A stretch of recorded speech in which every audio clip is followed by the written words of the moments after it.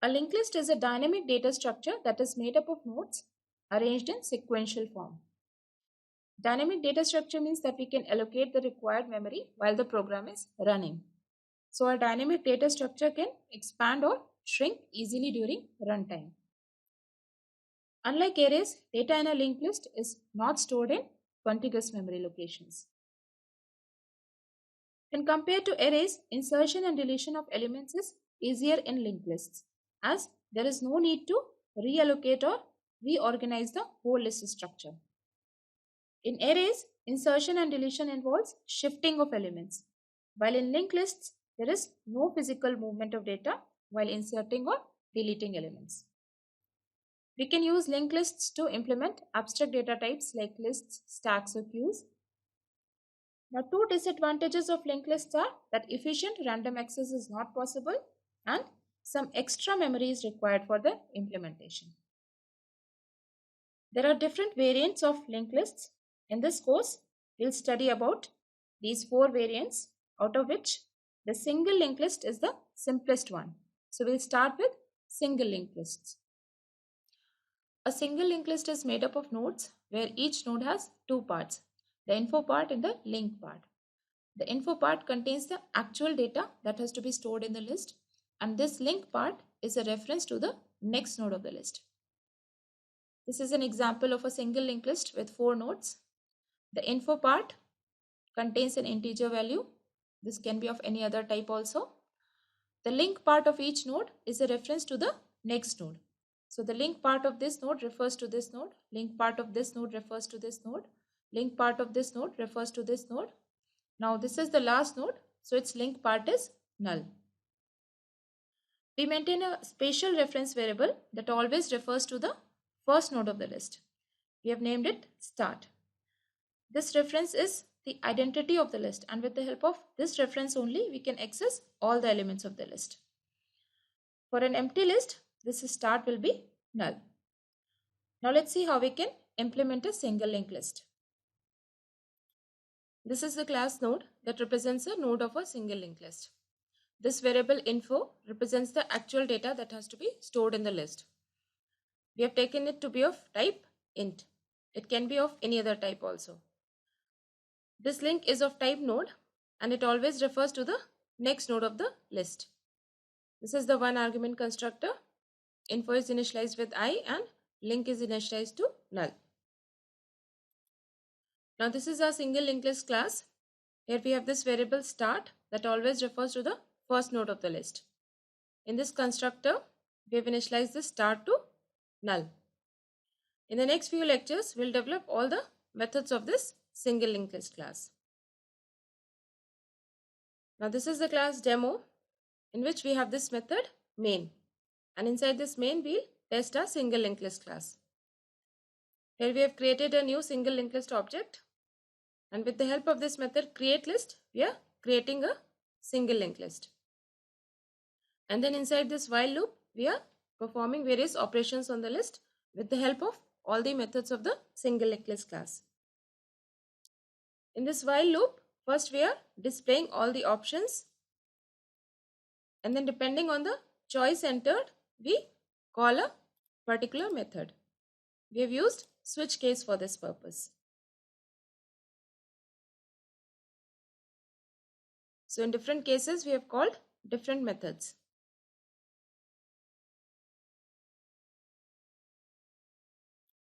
Now in the next few lectures, we'll see how to develop and test all these methods of the single linked list class. In this video, we'll see how to traverse a linked list. Traversal means visiting each node exactly once. So we'll start from the first node and visit each node till the last node. Before studying traversal, let us see how we can move a reference forward in a linked list. Suppose we have a reference P that refers to this node, and we write this statement P equal to P link. Now P link refers to this node. So if we assign P link to P, then P starts referring to this node. So writing this statement P equal to P link makes P refer to the next node of the list. Now we'll see how we can traverse our linked list. We have to start from the first node. So we'll take a reference P that refers to the first node. To make P refer to the first node, we'll initialize it with start because start refers to the first node. Now while visiting each node, we'll print the contents of the node. Now we write this statement. P info is 10. So 10 will be printed. Next we write P equal to P link. So now P refers to this node. Now we write this statement. Now P info is 20. So 20 will be printed. Next we write P equal to P link. So P now refers to this node. Now when we write this statement, 30 will be printed. Next we write P equal to P link. So P now refers to this node. And when we write this statement, 40 will be printed. Next we write P equal to P link. P now refers to this node. And this time 50 will be printed. Next we write P equal to P link. Now P will become null. And so we can stop because we have reached the end of the list. We can see that we are repeating the same statements again and again. So we can write this in a loop. And the terminating condition for that loop would be when P becomes null. So this is the loop. P is initialized with start and this loop continues till P is not null. So this loop will terminate when P becomes null. In each iteration, we are printing the value of P info and we are moving P forward by assigning P link to P. So this is how we can traverse a list starting from the first node till the last node. We can use the same loop to count the number of nodes in the list. Here we have taken a variable n and initialized it to 0. And whenever we visit a node, we increment the value of this n. So when this loop terminates, the value of n gives us the number of nodes in the list. Now we'll see how we can use this loop to search for an element in the list. Suppose we have to search for an element x in the list. Now whenever we visit a node, we'll check info of that node. And if info of that node is equal to x, then this break is executed and we come out of this loop. We have taken this variable position and initialized it to 1 and we increment it each time when we visit a node. So when this loop terminates and x is found, the value of this variable position will give us the position of the node that contains value x. Now this loop can terminate in two conditions. One, when x is found and break is executed. Another, when x is not present in the list and we reach the end of the list and P becomes null. So after this loop terminates, if P is null, it will mean that x is not present in the list. Otherwise, value of this variable position will give us the position of the node that contains x. Now let us see the methods for displaying a list, counting number of nodes and searching for an element in the list. This is a method display list that displays all the elements of the list. If the list is empty, then we'll print this message and return. Otherwise, we'll display all the elements of the list starting from the first element till the last element. Now this is the method count nodes that displays the number of nodes in the list. If you want, you can return the value of n from this method. Now this method search will return true if the element x is present in the list, otherwise it will return false. Now let's come to our main. We have called these methods in cases 1, 2 and 3. Now let's run this program.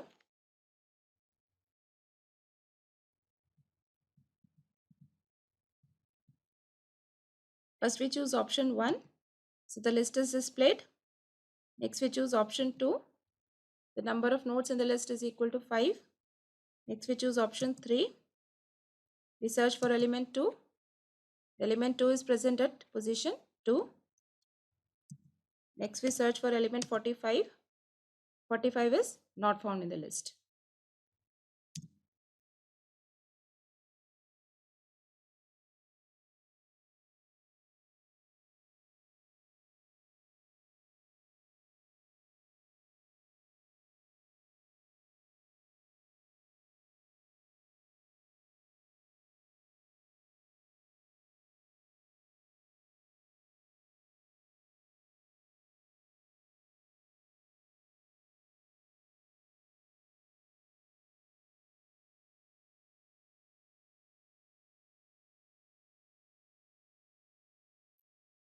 Before studying insertion in a linked list, let's see how we can move in a linked list and find references to some particular nodes.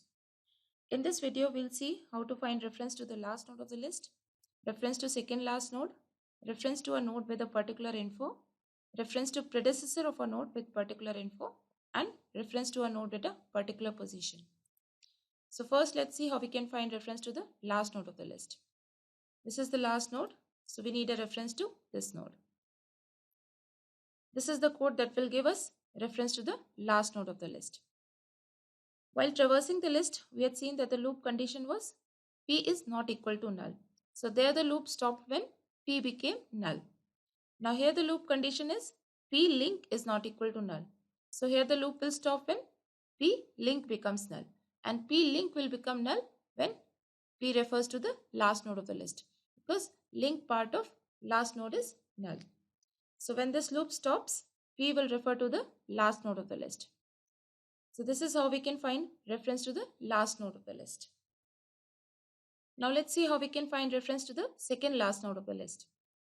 This is the second last node, so we need a reference to this node. This is the code that will give us reference to the second last node. Now here the loop condition is p link is not equal to null. So this loop will stop when p link becomes equal to null, and p link will become equal to null when p will refer to the second last node of the list, because when p refers to the second last node of the list, p link will refer to this last node and p link will be null. So when this loop stops, p will refer to the second last node of the list. Now we'll see how we can find reference to a node with a particular info. Suppose we are given this value x and we have to find reference to a node that contains this value x. If the value of x is 30, then in this list we have to find reference to this node. This is the code that will give us reference to a node that contains value x. We have already seen this code while we were learning searching in a linked list. So this loop will stop when p refers to the node that contains x. And if x is not present in the list, then p will be null. Now we'll see how we can find reference to predecessor of a node with particular info. Suppose we are given this value x and we have to find reference to predecessor of the node that contains x. If value of x is 30, then in this list we have to find reference to this node, because this is the node that contains 30 and this is the predecessor of this node. This is the code that will give us reference to predecessor of the node that contains x. Here inside the loop we are checking p link info instead of p info, and the loop condition here is p link is not equal to null. So this loop will stop when p refers to the last node, because when p refers to the last node, we don't want these statements to work. Now let's see how this code works. Initially p refers to the first node of the list. Now p link is not equal to null, so we check p link info. P link info is 20, it is not equal to x. So break is not executed and p is moved forward. Now p link is not equal to null, so again we check p link info. Now p link info is 30, so p link info is equal to x. So now this break statement is executed and this loop terminates. So we can see that when this loop terminates, p refers to the node that is the predecessor of the node that contains value x. Now let's see how we can find reference to a node at a particular position. These are the positions of the nodes in this list. Suppose we are given a value k and we have to find reference to a node that is at kth position in the list. So if the value of k is 3, then in this list we have to find reference to this node. This is the code that will give us reference to the kth node of the list. Let's see how this code works. Initially p refers to the first node and I is equal to 1. Now I is less than k and p is not equal to null, so p is moved forward and I is incremented. Now again I is less than k and p is not equal to null, so p is moved forward and I is incremented. Now I is not less than k, so this loop terminates. So we can see that when this loop terminates, p refers to the node that is at kth position in the list. This condition p is not equal to null we have placed to terminate the loop in the case when there is no kth position in the list. That is, the number of nodes is less than k. For example, if k is 10 and there are only 5 nodes in the list, then this condition p is not equal to null will terminate this loop. In this video, we'll see how we can insert a new node in a single linked list. These are the different cases of insertion. We'll see all the cases one by one. To insert a new node, we'll allocate a node and make this reference temp refer to that node. This is the node class constructor. So this data will be used to initialize the info part and the link part will be initialized to null. Now first let's see how we can insert a new node in the beginning of the list. We allocate a new node, make this reference temp refer to this node. Now after insertion, this node will be the first node. So start should refer to this node and this node will become the second node of the list. So the link of this node should refer to this node. So first we make link of this node refer to this node. We write temp link is equal to start because this node is referred by start. Next we change start and make it refer to this node. So we write start is equal to temp. So these are the two statements that we need to write for inserting a new node in the beginning of the list. Now the order of these two statements is important. Let's see what happens if we change their order. Now first we write start is equal to temp. So start refers to this node. Now we can see that the link to this part of the list is broken. And now if we write temp link is equal to start, this node will refer to itself. And whenever we process the linked list, we'll be stuck in an infinite loop. So this is the correct way of inserting a new node in the beginning of the list. Now let's see how we can insert a new node in an empty list. For an empty list, start is null. We allocate this new node. Now this node will be the first node of the list. So start should refer to this node. So we just have to write start is equal to temp and this new node will be inserted in the empty list. Now let's see how we can insert a new node at the end of the list. For this we need a reference to the last node of the list. We've already seen how we can find reference to the last node of the list. After finding this reference, we allocate this new node. Now link part of this node should refer to this node. So we write p link is equal to temp and so this new node is inserted at the end of the list. Now let's see the code for all these insertions in our program. This is the method for inserting a new node in the beginning of the list. Here we are allocating a new node. Then we are writing these statements temp link equal to start and start equal to temp. This method will also work when we have to insert a new node in an empty list. Because for an empty list, start will be null. So we'll have temp link equal to null and start equal to temp. Now this is the method insert at end and it will insert a new node at the end of the list. If the list is empty, we'll make start refer to the new node and we'll just return. Otherwise, we'll find reference to the last node of the list. Then we'll write p link equal to temp, where this p is a reference to the last node of the list. Now in this method create list, we'll create a new list. Here we are entering the number of nodes and here we are inserting all the nodes with the help of this method insert at end that we have just seen. Now let's come to our main. We have called this method create list in the beginning of the program and we have called these methods insert in beginning and insert at end in cases 4 and 5. Now let's run this program.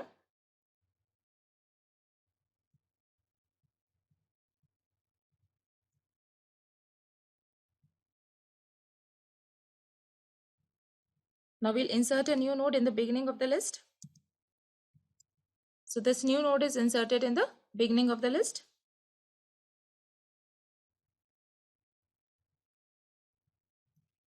Now this new node is inserted at the end of the list. Now we'll see how we can insert a new node between two nodes of a list. Suppose we have to insert a new node between these two nodes. For that we'll need a reference to this node. We allocate a new node. Now for this node to come in between these two nodes, the link part of this node should refer to this node and the link part of this node should refer to this node. So first we'll make link part of this node refer to this node. We'll write temp link is equal to p link, and then we'll make link part of this node refer to this node. So we'll write p link is equal to temp. So these are the two statements that we need to write to insert this new node in between these two nodes. Now the order of these two statements is important. Let's see what happens if we change their order. Suppose first we write p link is equal to temp. We can see that the link to this part of the list is broken. And now if we write temp link is equal to p link, then this node will start referring to itself. So this is the correct way to insert a new node in between two nodes of the list. Now we'll see how we can insert a new node after a given node, how we can insert a new node before a given node, and how we can insert a new node at a given position. These two statements of insertion will be the same in all three cases. The only difference will be in how we find this reference p. First, let's see how we can insert a new node after a given node. Suppose we are given a value x and we have to insert a new node after the node that contains x. If x is 56, then in this list we have to insert a new node after this node.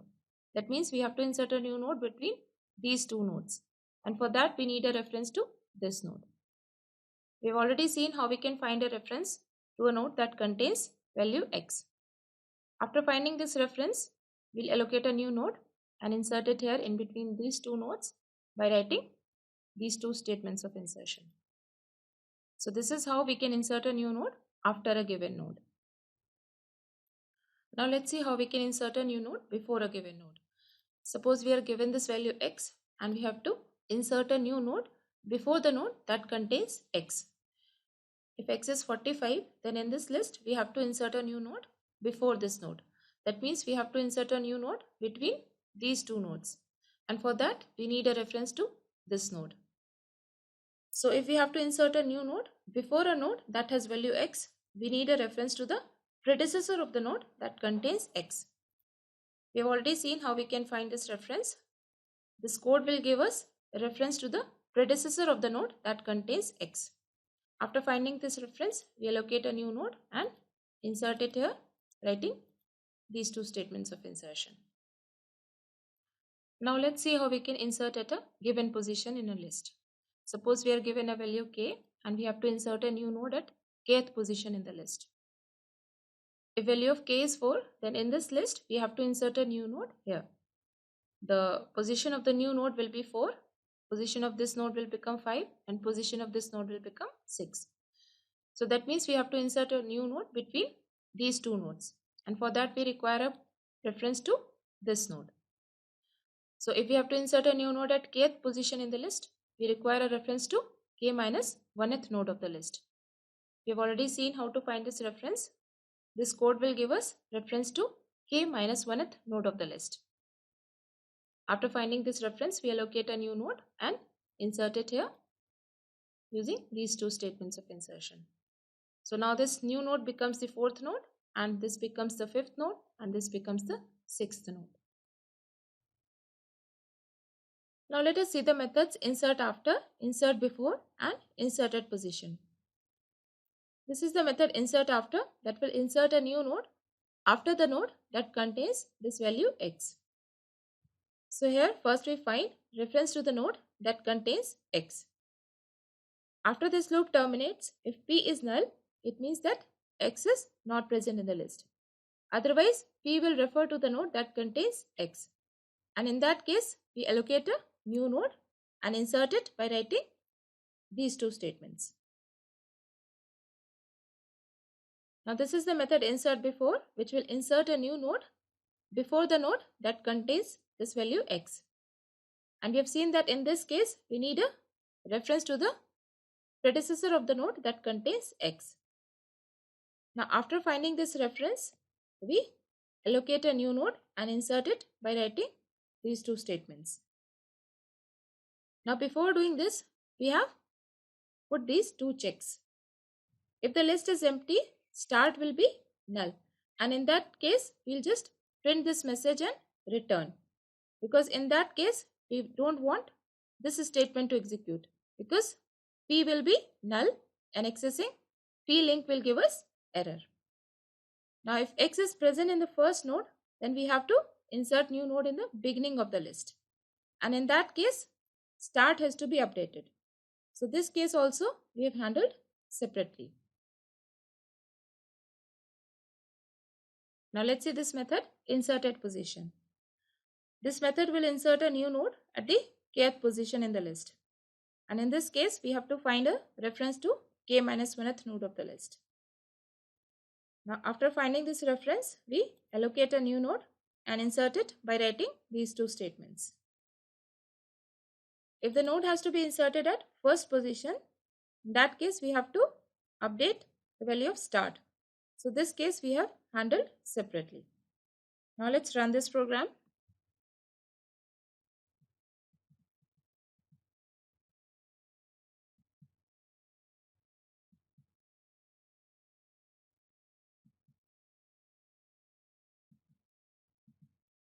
So this 33 is inserted after this element 3.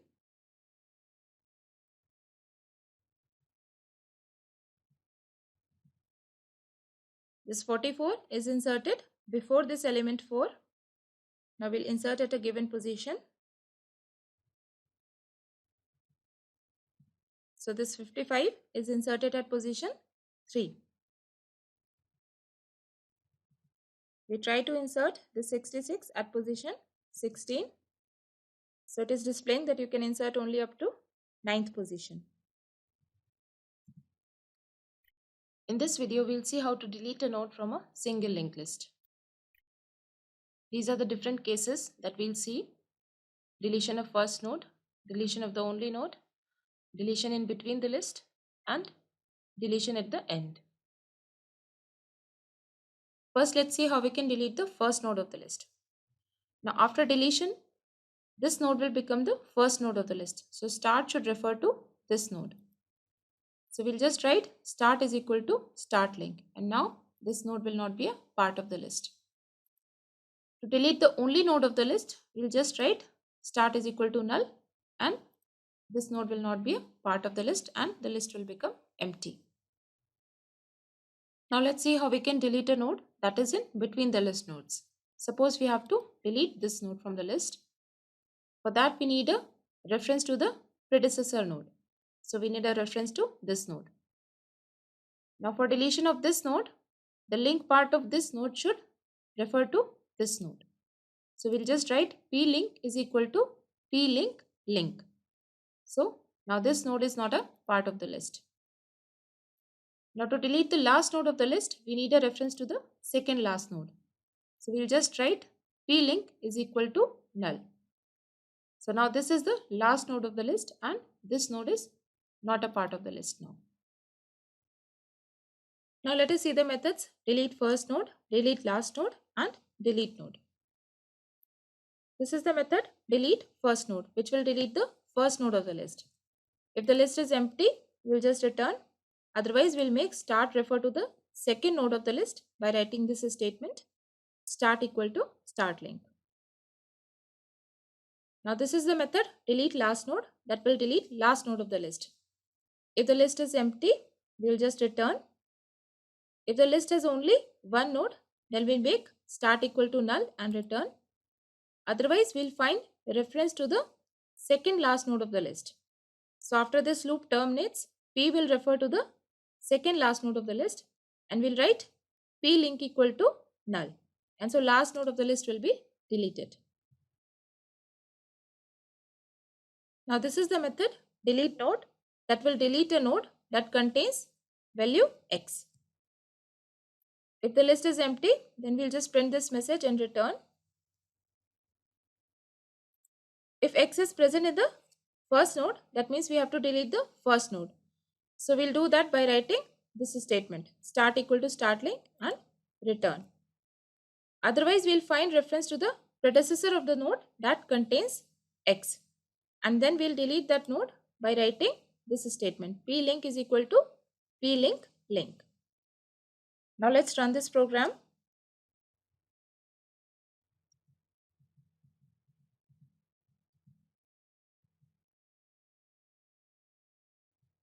We delete the first node of the list. The first node has been deleted. Now we delete the last node of the list. Last node has been deleted. Now we delete node 3. Node 3 has been deleted. We tried to delete a node that was not present in the list. So it is showing this message that element 56 is not present in the list. In this video, we'll see how we can reverse a single linked list. Suppose this is the list that has to be reversed. After reversal, it will look like this. The first node will become the last node, so its link part will be null. Last node will become the first node, so start will refer to this node. And the link parts of all other nodes will be changed accordingly. Now let's see how we can do this. We'll take 3 reference variables for this purpose.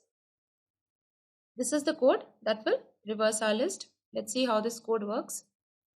Now initially, previous is null. P is equal to start, so P refers to the first node. Now P is not equal to null, so this loop executes. Next is equal to P-link, so next refers to this node. P-link is equal to previous. Previous is null, so P-link becomes null. Previous is equal to P, so previous refers to this node. P is equal to next, so P comes here. Now P is not equal to null, so again this loop executes. Next is equal to P-link. So next comes here. P-link is equal to previous. So link of this node refers to this node. Previous is equal to P, so previous comes here. P is equal to next, so P comes here. Now P is not equal to null, so again this loop executes. Next is equal to P-link, so next comes here. P-link is equal to previous, so link of this node refers to this node. Previous is equal to P, so previous comes here. P is equal to next, so P comes here. Now again P is not equal to null, so this loop executes. Next is equal to P-link. P-link is null, so next becomes null. P-link is equal to previous, so link of this node refers to this node. Previous is equal to P, previous comes here. P is equal to next, next is null, so P also becomes null. Now P is null, so this loop terminates and start becomes equal to previous. So start now refers to this last node. So now we can see that the list has become reversed. This is the method reverse list that will reverse a single linked list. In our main, we have called this method in case 12. So we have called this method here. Now let's run this program.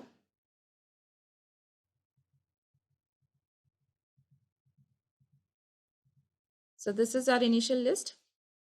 Now we choose option 12. The list has been reversed. In this video, we'll see how we can sort a linked list using bubble sort. To know what bubble sort is, you can go to sorting section and see the lecture on bubble sort. There we have sorted an array. Here we'll sort a linked list. In linked list, sorting can be performed in 2 ways, by exchanging data and by exchanging links. In arrays, we can sort only by exchanging data. So first, let's see how we can sort a linked list using bubble sort by exchanging data. We'll take 3 references, P, Q and end. This reference end will be null in the first pass. In second pass, it will refer to this last node. In third pass, it will refer to this node. In fourth pass, it will refer to this node. Now we need only 4 passes to sort this list of 5 elements. So when end refers to the second node, we'll stop.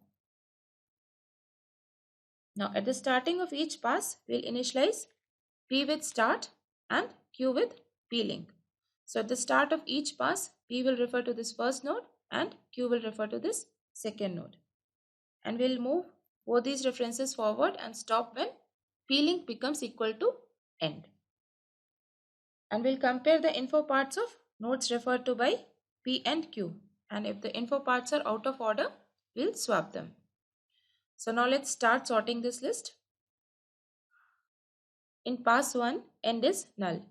We initialize P with start and Q with P-link. So P refers to the first node and Q refers to the second node. We compare the info values of these 2 nodes. This one is bigger, so we'll swap them. and we move P and Q forward. Now there's no need of swapping. We move P and Q forward. Now we need to swap. So we'll swap and move P and Q forward. Again we need to swap. So we'll swap. We move P forward. Now P link is null and end is also null. So P link is equal to end. So we'll stop. And this is the end of pass 1. So at the end of pass 1, we can see that this much portion has become sorted. Now in pass 2, end will refer to this node where P had stopped in pass 1. Now we initialize P with start and Q with P link. We compare these two, no need of swapping. We move P and Q forward. Now we need to swap. So we'll swap and move P and Q forward. Now there's no need of swapping. We move P forward. Now P link is equal to end. So we'll stop. So this is the end of pass 2. And at the end of pass 2, we can see that this much portion has become sorted. Now in pass 3, end refers to this node where P had stopped in the pass 2. Now we initialize P and Q. We have to swap. So we swap and move P and Q forward.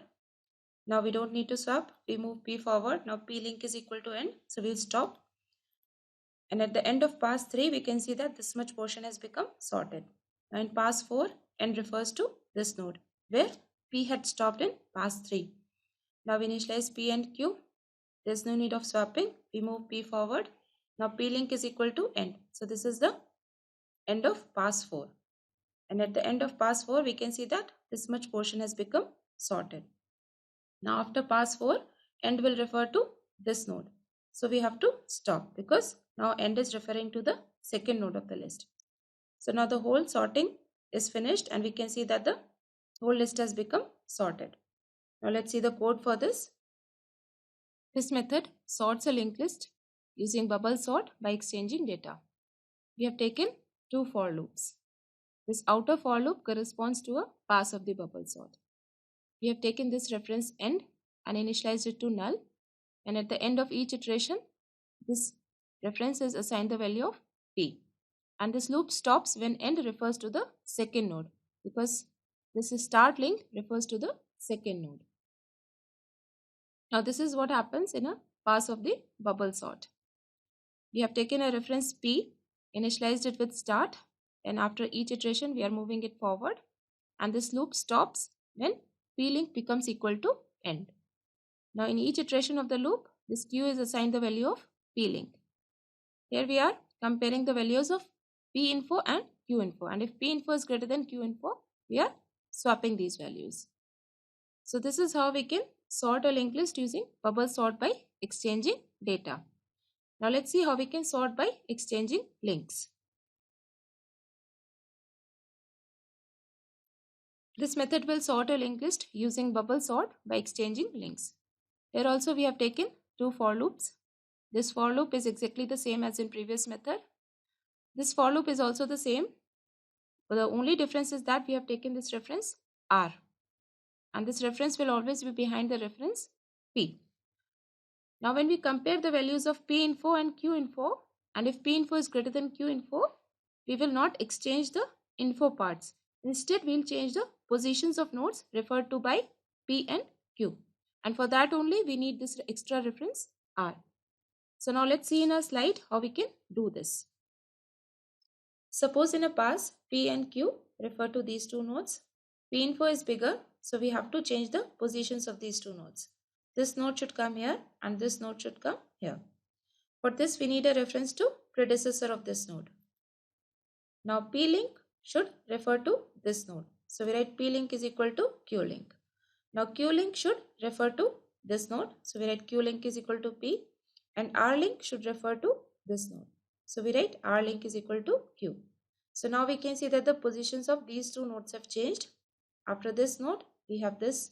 After this node, we have this node. And after this node, we have this node. So it looks like this. Now we'll exchange the values of Q and P for the next pass. Now let's go back to our program. So when P info is greater than Q info, we are exchanging positions of nodes referred to by P and Q by writing these statements. P link is equal to Q link is equal to P, and R link is equal to Q.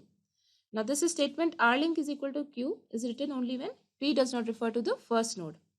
If P refers to the first node, we have to update start and make it refer to the node that is referred to by Q. After this, here we are exchanging the values of references P and Q for the next iteration of for loop. We have called these methods in cases 13 and 14. So here we have called these two methods. Now let's run this program.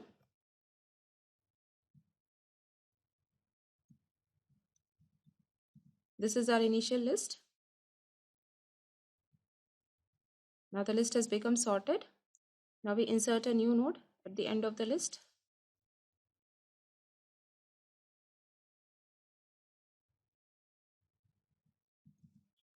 Now this is our list. Now again the list has become sorted. In this video, we'll see how to merge two sorted linked lists. We'll see two ways of doing this. First is by creating a new list and the second is by rearranging links. In this case, the original sorted lists will not change because we'll create a new list by allocating new nodes. And in this case, the original lists will change because we'll rearrange the links of the original lists. This method we'll use in merge sort algorithm. Now first, let's see how we can merge two sorted lists by creating a new list. These are the two sorted linked lists that are to be merged. We'll merge them into a third list. We'll take two references P1 and P2. Initially, P1 refers to the first node of this list and P2 refers to the first node of this list. Now we compare info values of these two nodes which are referred to by P1 and P2. Info value of this node is smaller, so we allocate a new node which has info value equal to that of this node, and this is the first node of our merged list. We'll take a reference PM that will always refer to last node of this merged list so that we can easily add a new node at the end of this list. P2 was moved forward because this info has been inserted into the merged list. Now we compare info of these two nodes which are referred to by references P1 and P2. This one is smaller, so the new node has info 5 and P1 is moved forward. Now we compare these two. This one is smaller, so the new node has info 7 and P1 is moved forward. Now we compare these two.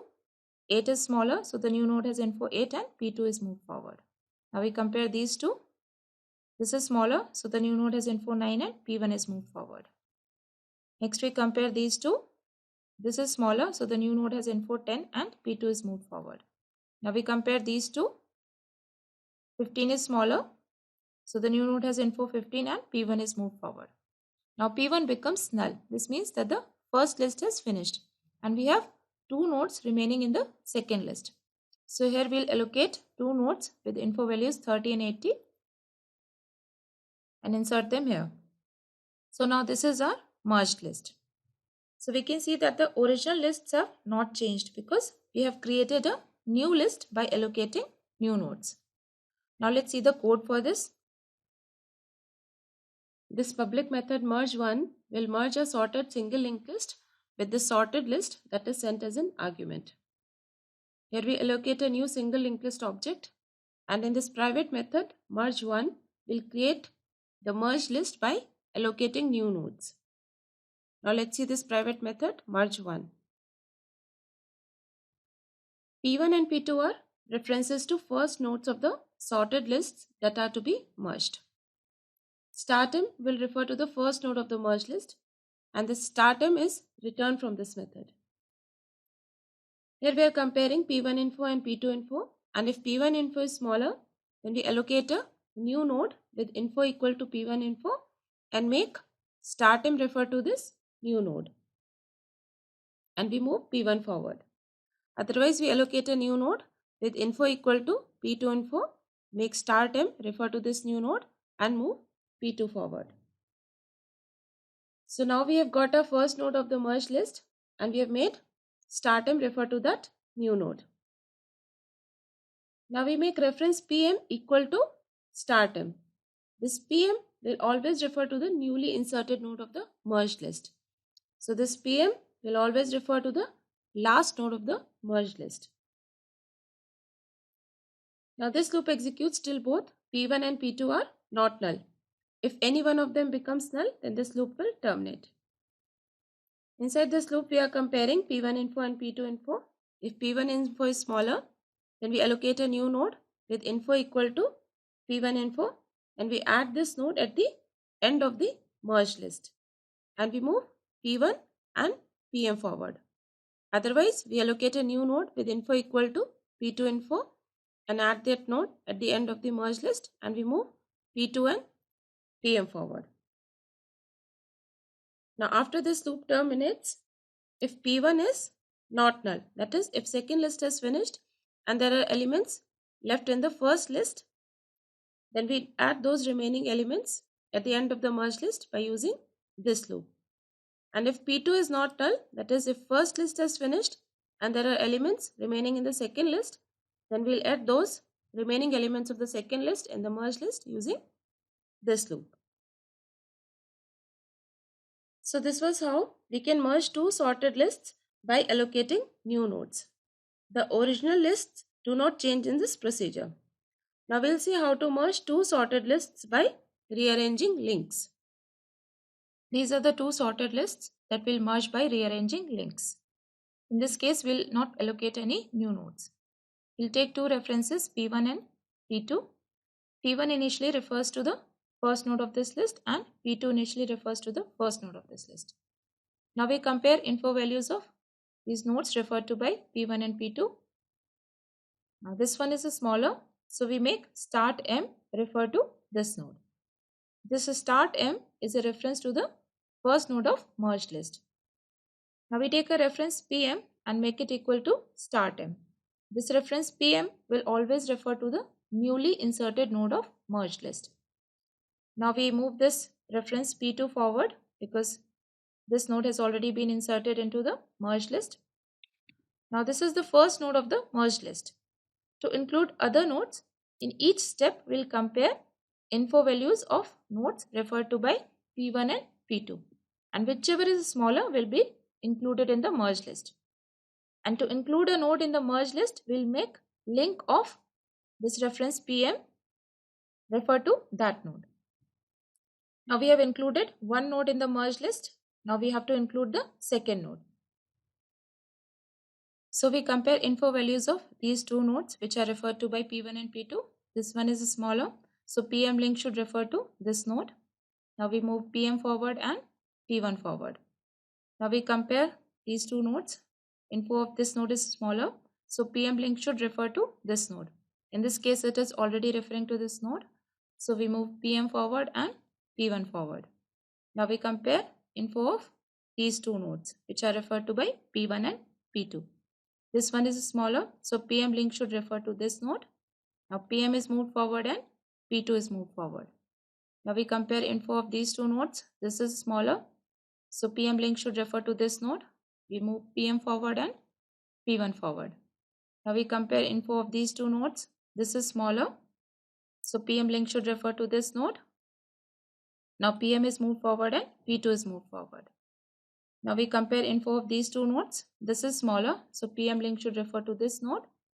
PM is moved forward and P1 is moved forward. Now P1 becomes null. This means that the first list is finished. So we'll just make PM link equal to P2. So all the remaining nodes of the second list will be included in the merged list. So now we have got a merged list. Start M is the reference to the first node of the merged list. So we have 4, 5, 7, 8, 9, 10, 15, 30, 80. Now let's see the code for this. This method merge2 will merge a sorted list with a sorted list, that is sent as argument.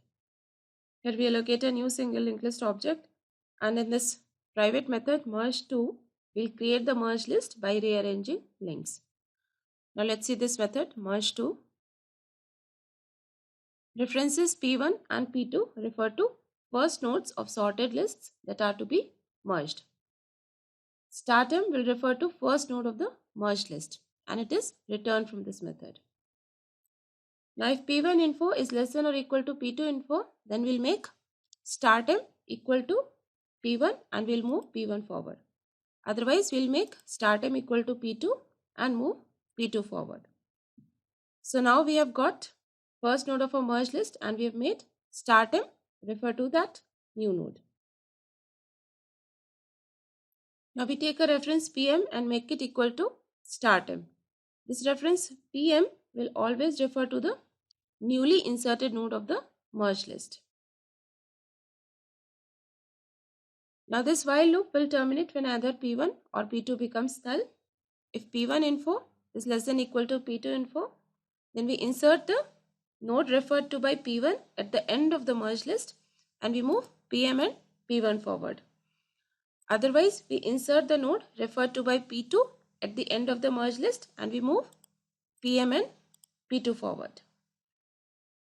Now after this while loop terminates, if P1 is null, then we insert all remaining nodes of second list at the end of the merge list. Otherwise, we insert all remaining nodes of the first list at the end of the merge list. And at the end, we return startm from this method. Now let's see this method main where we have tested these methods merge1 and merge2. We allocate these two single linked list objects and using this create list method, we are creating these lists. Now we have to merge sorted lists. So first we sort these lists using this method.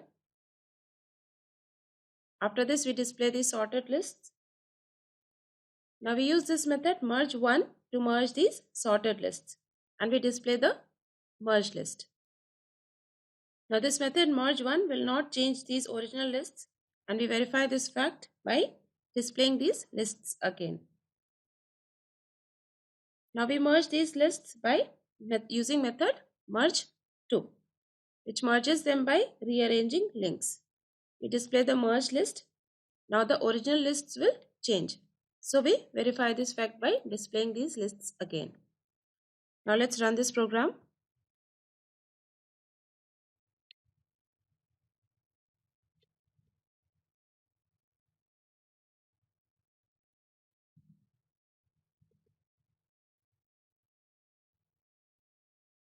So these are the original lists that have to be merged. This is the merged list. Next we merge these lists by using method merge2. So this is the merged list and these are the original lists. So we can see that the original lists have changed.